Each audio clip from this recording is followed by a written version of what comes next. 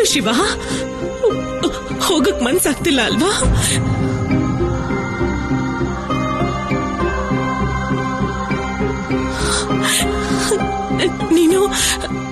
ನೀನ್ ಕೊಟ್ಟ ಮಾತನ್ನ ಹಿಂದಿಕ್ ತಗೋ ಶಿವ.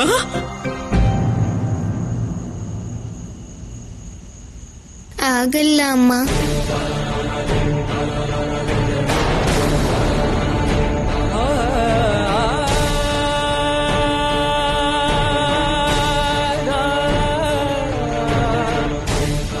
ನಾನು ಮಾತನ್ನ ಹಿಂದೆ ತಗೊಂಡ್ರೆ ಆಗ ಜಗತ್ ಹೇಳುತ್ತೆ ಶಿವ ತನ್ನ ಅಮ್ಮನ ಶಿಕ್ಷಣನ ತಾನು ಪಾಲನೆ ಮಾಡಿಲ್ಲ ಅಂತ. ಅಮ್ಮ,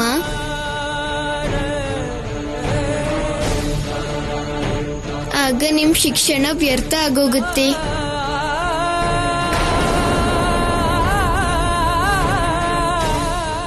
ಅದ್ರಿಂದ ಮಾತು ಕೊಟ್ಮೇಲೆ ಹೋಗ್ಲೇಬೇಕಾಗತ್ತೆ ಅಮ್ಮ.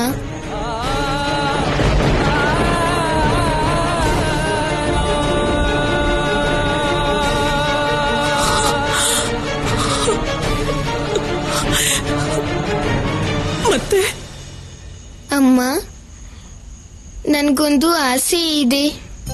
ನಾವು ಹೊರಡೋಕು ಮೊದಲು ನಾವೆಲ್ಲರೂ ಒಂದೇ ತಟ್ಟೆಯಲ್ಲಿ ಒಟ್ಟಿಗೆ ಊಟ ಮಾಡಬೇಕು.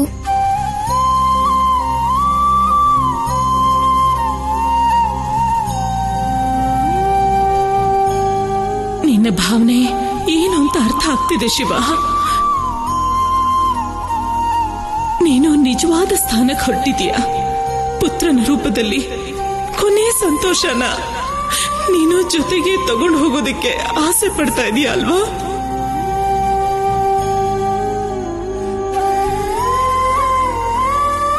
ಇದು ಸಾಧ್ಯ ಆಗುತ್ತಾ ಅಮ್ಮ?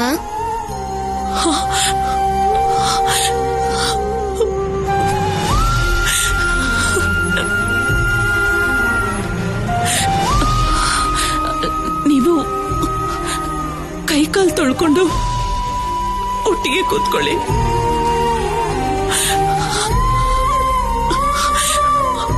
ಆಮೇಲೆ ನಾವೆಲ್ಲ ಸೇರಿ ಊಟ ಮಾಡೋಣ.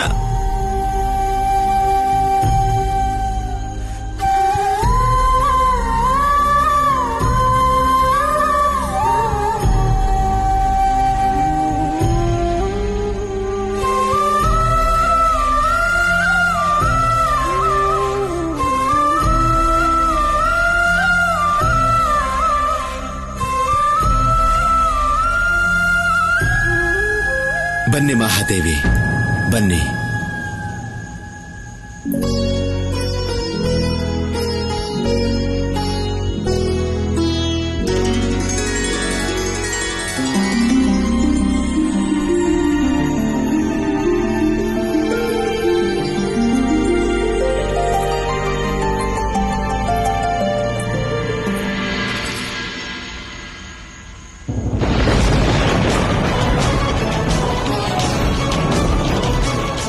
ನಿಮ್ಗೆ ತುಂಬಾ ತುಂಬಾ ಧನ್ಯವಾದ.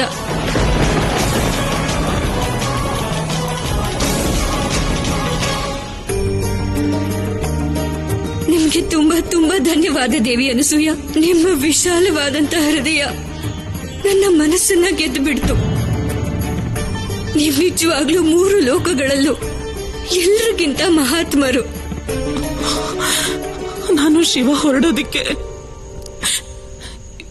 ಎಲ್ಲ ಸಿದ್ಧತೆ ಮಾಡಿದ್ದೀನಿ.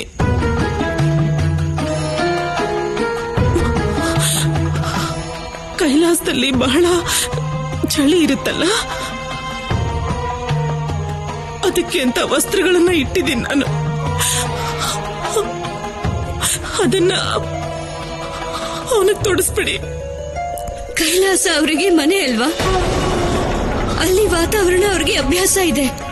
ಅವ್ರಿಗೆ ಈ ವಸ್ತ್ರದ ಅಗತ್ಯನೇ ಬರೋದಿಲ್ಲ.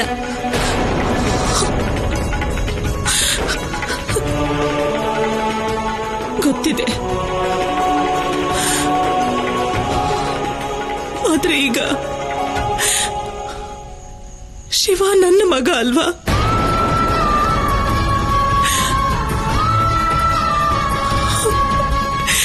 ನನ್ನ ಬಾಲ ಶಿವ.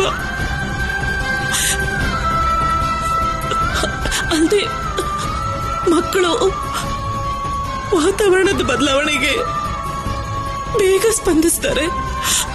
ಅದಕ್ಕೆ ನಾನು ಗೊತ್ತಿದೆ ತಾಯಿ ಮನಸ್ಸೇನು ಅಂತ ನನಗರ್ಥ ಆಗುತ್ತೆ. ನೀವ್ ಚಿಂತೆ ಮಾಡಬೇಡಿ, ನಾನು ಅವ್ರನ್ನ ನೋಡ್ಕೋತೀನಿ. ಗೆಳತಿ,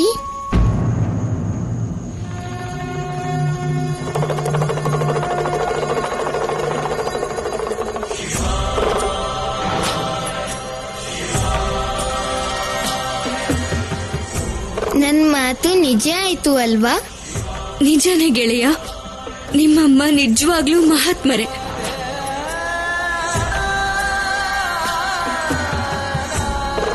ನನಗೆ ವಿಷಯ ಗೊತ್ತಾಗ್ತಿದ್ದ ಹಾಗೆ ನಿಮ್ಮಮ್ಮ ನಿಮ್ಮನ್ನ ಕೈಲಾಸಕ್ಕೆ ಕಳಿಸೋದಕ್ಕೆ ಅನುಮತಿ ಕೊಟ್ಟಿದ್ದಕ್ಕೆ ಕೂಡ್ಲೇ ನಾನು ಅವ್ರಿಗೆ ಧನ್ಯವಾದ ಹೇಳೋದಕ್ಕೆ ಇಲ್ಲಿಗೆ ಬಂದೆ.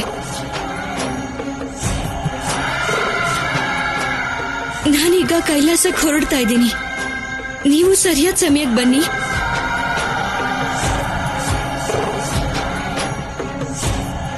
ಕಾಯ್ತಿರ್ತೀನಿ ಗೆಳೆಯ.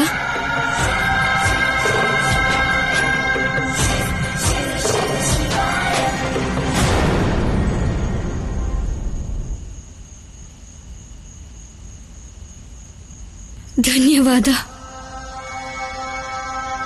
ನಾನಿನ್ನು ಹೊರಡ್ತೀನಿ.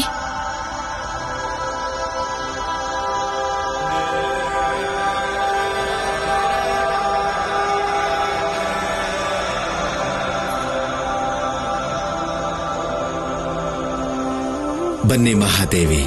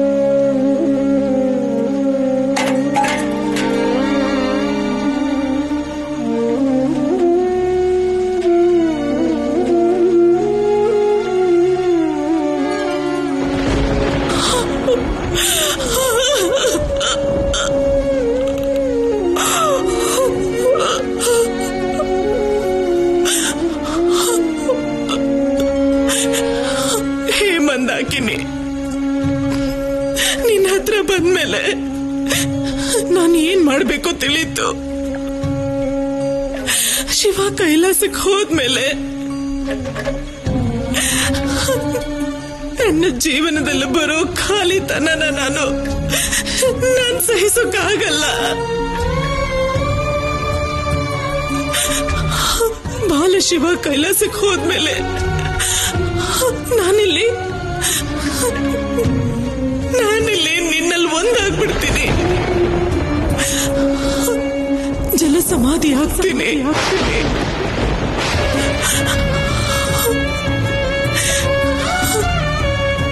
ನನ್ನ ಶಿವ ಇಲ್ಲಿಂದ ಹೋದ್ಮೇಲೆ ಈ ಶರೀರದಿಂದ ಯಾವ ಪ್ರಯೋಜನನೂ ಉಳಿಯೋದಿಲ್ಲ.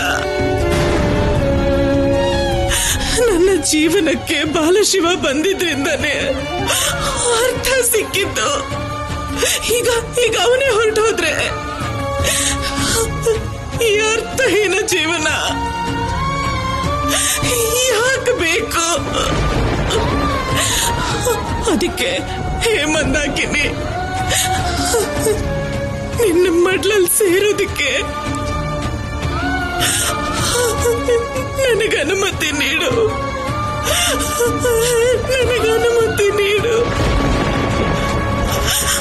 ಸತ್ಯ ಅನಸೂಯ ಮಾಡಿರೋ ನಿರ್ಧಾರನ ನಾನು ಮಹಾರಾಜ ತಾರಕಾಸುರನ್ಗೆ ಈಗ್ಲೇ ಹೇಳಬೇಕು.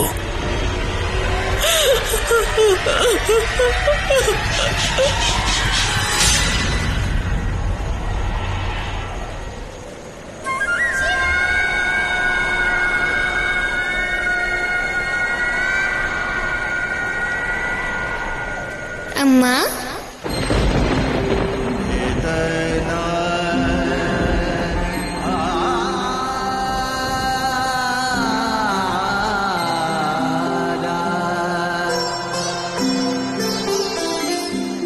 ಅಮ್ಮ, ನನ್ಗೆ ನಿಮ್ ಚಿಂತೆಗೆ ಮತ್ತೆ ದುಃಖಕ್ಕೆ ಕಾರಣ ಗೊತ್ತಿದೆ.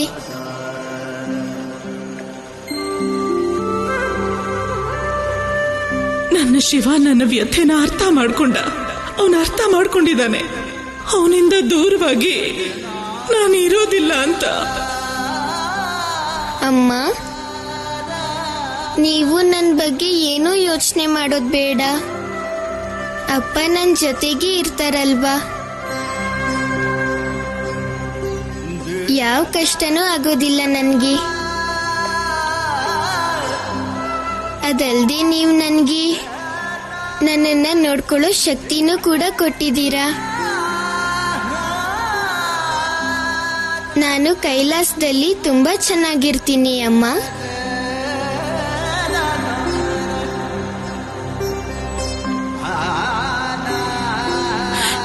ನೀನ್ ಕೈಲಾಸಕ್ಕೆ ಹೋಗಿ ನಿನ್ನ ಈ ತಾಯಿನ ನೆನಪು ಮಾಡ್ಕೋತೀಯ ಅಲ್ವಾ?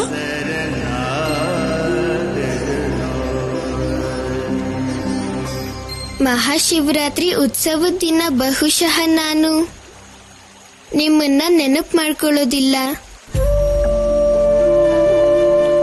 ಆದ್ರೆ ಉತ್ಸವ ಮುಗಿದ ಮೇಲೆ ಪ್ರತಿ ಕ್ಷಣನೂ ಕೂಡ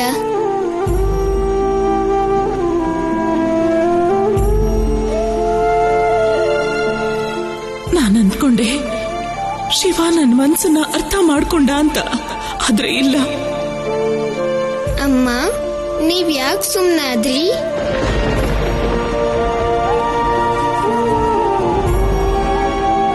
ಏನಿಲ್ಲ, ನೀರ್ ತಗೊಂಡ್ ಬರ್ತೀನಿ. ಅಮ್ಮ, ನಾನೇ ಹೋಗಿ ನೀರ್ ತಗೊಂಡ್ ಬರ್ತೀನಿ. ಬೇಡಪ್ಪ, ನೀನ್ ನನ್ ಜೊತೆ ಇರೋ ತನಕ ಈ ಕೆಲ್ಸಗಳನ್ನ ಮಾಡೋ ಅಗತ್ಯ ಇಲ್ಲ ಕಂದ.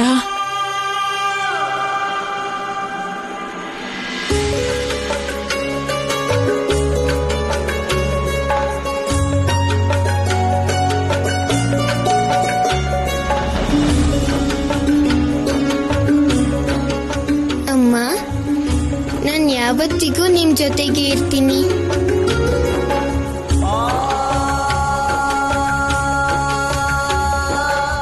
ಹುಟ್ಟಿಸ್ಬೇಡ ಶಿವ.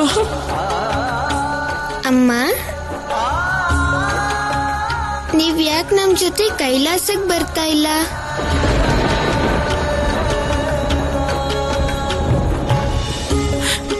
ನಾನ್ ಬಂದ್ ಏನ್ ಮಾಡ್ಲಿ?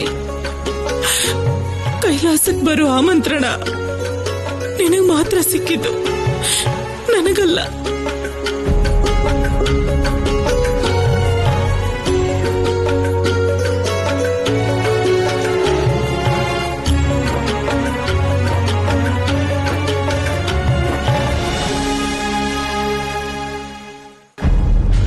ದೊಡ್ಡ ಶುಭ ಸಮಾಚಾರನೇ ತಂದಿದ್ಯಾ ತೋತಾಸುರ?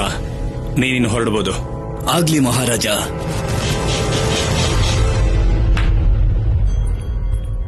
ನಿನ್ ಬುದ್ಧಿಗೆ ಏನಾಗಿದೆ ತಾರಕ?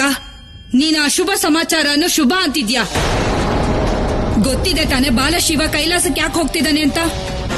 ಅಲ್ಲಿಗೆ ಹೋಗ್ತಿದ್ದ ಹಾಗೆ ಅವನ್ ಮಹಾದೇವ ಆಗ್ತಾನೆ.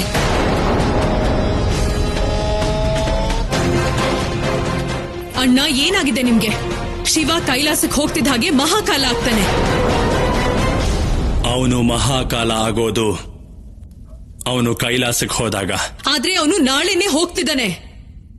ಆದ್ರೆ ಅವನಮ್ಮ ಹೋಗ್ತಿಲ್ಲ. ಅವಳಲ್ಲಿಗೆ ಹೋಗದೆ ಇದ್ರೆ ಬಾಲಶಿವ ಕೈಲಾಸಕ್ಕೆ ಹೋದ್ರು ಕೈಲಾಸಕ್ಕೆ ಹೋಗದೆ ಇದ್ದ ಹಾಗೇನೆ. ನೀವೇನ್ ಮಾತಾಡ್ತಿದ್ದೀರೋ ನನ್ಗೆ ಅರ್ಥ ಆಗ್ತಿಲ್ಲ ಅಣ್ಣ. ತಾರಕಾಸುರನ ಉಪಾಯ ತಿಳಿಯೋದು ಅಷ್ಟು ಸುಲಭ ಅಲ್ಲ ಅಜಾಮುಖಿ. ಅವನ ತಾಯಿನೇ ಅವನ ದುರ್ಬಲತೆ. ಅದು ನಿಜಾನೇ. ತಾಯಿ ಶರೀರ ಸುಡ್ತಾ ಇದ್ರೆ ನೋವಾಗೋದು ಮಗನಿಗೇನೆ. ಅಂದ್ರೆ ಅಣ್ಣ, ಅಂದ್ರೆ ಸಾಯಿಸ್ತೀನಿ ನಾನು ಅನಸೂಯನ. ಆಗ ಸಾಯ್ತಾನೆ ಬಾಲಶಿವ. ಆ ಶಿವನೇ ಶವ ಆದ್ಮೇಲೆ ಅವನಿಗೆ ಮಗ ಹುಟ್ಟೋಕೆ ಹೇಗ್ ಸಾಧ್ಯ? ಆದ್ನಲ್ಲ ನಾನು ಅಮರ. ನೀನ್ ಸಾಯಿಸ್ತೀಯ ಅನಸೂಯನ? ಹೌದು ಅಮ್ಮ. ನೀನು ದೇವರ ದೇವ ಮಹಾದೇವನ ತಾಯಿನ ಸಾಯಿಸಕ್ಕಾಗತ್ತಾ? ಅನಸೂಯಗ್ ಬರೋ ಅಪಾಯದ ಸೂಚನೆ ಆ ಬಾಲಶಿವಗೆ ಗೊತ್ತಾಗೋದಿಲ್ವಾ? ಅವನು ತನ್ನ ತಾಯಿನ ಕಾಪಾಡೋದಕ್ಕೆ ಅಲ್ಲಿಗೆ ಬರೋದಿಲ್ವಾ? ಈ ಸಾರಿ ನಾನು ಮಾಡಿರೋ ಉಪಾಯ ಹೇಗಿದೆ ಅಂದ್ರೆ, ಆ ಬಾಲಶಿವ ಬಯಸಿದ್ರು ತನ್ನ ತಾಯಿ ರಕ್ಷಣೆಗೆ ಬರೋದಕ್ಕಾಗೋದಿಲ್ಲ. ಯಾಕಂದ್ರೆ ಪಾತಾಳ ಲೋಕದ ಸಂಪರ್ಕ ಭೂಮಿಯಿಂದ ಸಿಗೋದಿಲ್ಲ. ನಾನು ಅನಸೂಯನ ಅಪಹರಣ ಮಾಡಿ ಪಾತಾಳಕ್ಕೆ ಕರ್ಕೊಂಡು ಬರ್ತೀನಿ. ಅವಳಿಲ್ಲಿ ಪಾತಾಳಕ್ಕೆ ಬರ್ತಿದ್ದ ಹಾಗೆ ಬಾಲಶಿವನ ಸಂಪರ್ಕ ನಿಂತು ಹೋಗುತ್ತೆ. ಬಾಲಶಿವ ವಿಚಲಿತ ಆಗ್ತಾನೆ, ವಿಕ್ಷಿಪ್ತ ಆಗ್ತಾನೆ, ಚಿಂತೆ ಮಾಡ್ತಾನೆ. ಕೈಲಾಸ ಬಿಟ್ಟು ತನ್ನ ತಾಯಿನ ಹುಡ್ಕೋದಕ್ಕೆ ವಾಪಸ್ ಬರ್ತಾನೆ. ಆಮೇಲೆ ನಾವಿಲ್ಲಿ ಆ ಅನಸೂಯನಿಗೆ ಕಷ್ಟ ಕೊಡೋದಕ್ಕೆ ಶುರು ಮಾಡ್ಕೊಳ್ಳೋಣ. ಇಲ್ಲಿ ಅನಸೂಯಾಗೆ ನೋವಾದ್ರೆ ಆ ಶಿವನ್ಗೆ ಖಂಡಿತ ನೋವಾಗುತ್ತೆ. ನೋವನ್ನ ಸಹಿಸ್ತಾ ಸಹಿಸ್ತಾ ಬಾಲಶಿವ ತನ್ನ ಶಕ್ತಿನ ಕಳ್ಕೋತಾನೆ. ಅದಾದ ನಂತರ ಆ ಶಕ್ತಿಹೀನ ಬಾಲಶಿವನ್ನ ಈ ಕೈಯಿಂದಲೇ ಸಾಯಿಸ್ಬಿಡ್ತೀನಿ. ಶಾಶ್ವತವಾಗಿ ನಾನು ಅಮರನಾಗ್ಬಿಡ್ತೀನಿ.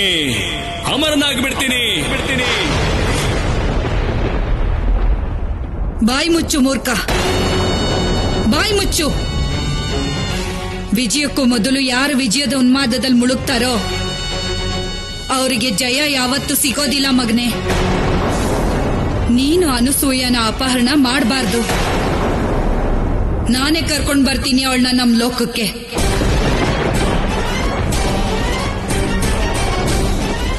ನಿಮ್ಮಿಂದ ಸಾಧ್ಯನಾ ಇದು? ನಾನ್ ನಿನಗ್ ಜನ್ಮ ಕೊಟ್ಟು ನನ್ನ ಸಂಸ್ಕಾರಗಳನ್ನ ಧಾರೆ ಎರೆದು ತ್ರಿಲೋಕಕ್ಕೆ ರಾಜನಾಗ್ ಮಾಡಬಹುದು ಅಂದ್ರೆ ನನ್ಗೆಲ್ಲನೂ ಸಾಧ್ಯ ಇದೆ ತಾರಕ, ಖಂಡಿತ ಸಾಧ್ಯ ಇದೆ.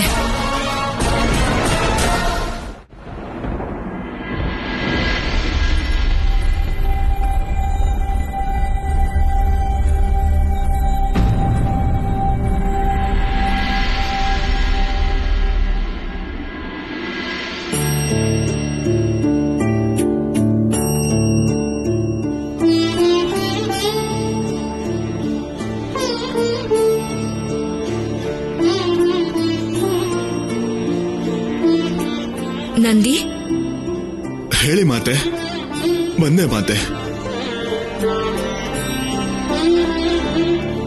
ನಿನ್ ಕಣ್ಣಲ್ಲಿ ನೀರು ಏನಾಯ್ತು ನಂದಿ?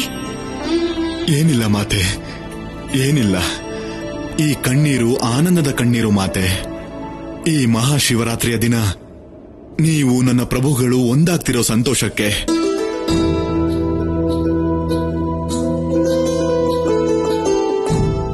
ಮೊದಲನೇ ಶಿವರಾತ್ರಿಯ ದೃಶ್ಯ ನನ್ನ ಕಣ್ಣಿಗೆ ಕಟ್ಟಿದ ಹಾಗಿದೆ. ನೀವು ಮತ್ತೆ ಪ್ರಭುಗಳು ನವವಿವಾಹಿತ ದಂಪತಿಗಳ ರೂಪದಲ್ಲಿ ಈ ಕೈಲಾಸಕ್ಕೆ ಮೊದಲನೇ ಸಲ ಬಂದಿದ್ರಿ. ಹರ ಹರ ಮಹಾದೇವ, ಹರ ಹರ ಮಹಾದೇವ, ಹರ ಹರ ಮಹಾದೇವ, ಹರ ಹರ ಮಹಾದೇವ, ಹರ ಹರ ಮಹಾದೇವ, ಹರ ಹರ ಮಹಾದೇವ.